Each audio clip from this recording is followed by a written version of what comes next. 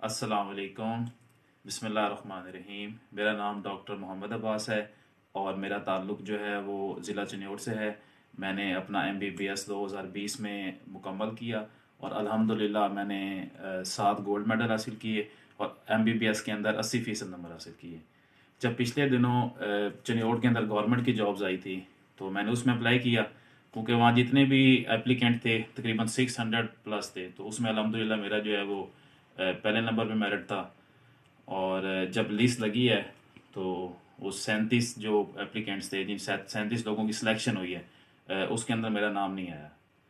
नाम क्यों नहीं आया? इस वजह से नहीं आया क्योंकि मेरी कोई सियासी सिफारिश नहीं थी, क्योंकि मैंने रिश्वत नहीं दी। क्योंकि आपके सामने अल्हम्दुलिल्लाह 7 गोल्ड मेडल हैं, नंबर अच्छे हैं, ये डिस्टिंक्शन सर्टिफिकेट्स हैं, ये आप देख सकते हैं।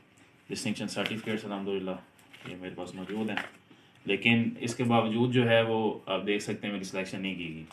तो इसी वजह से नहीं की गई क्योंकि मेरी कोई रिश्वत नहीं थी, मैं सिफारिश नहीं करा सका।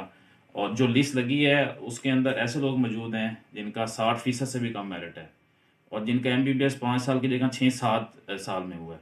तो उनकी सिलेक्शन क्यों हो गई है? इसलिए हो गई है क्योंकि उन्होंने सियासी सिफारिश कराई है, क्योंकि उन्होंने रिश्वत दी है, इस वजह से सिलेक्ट हुई है।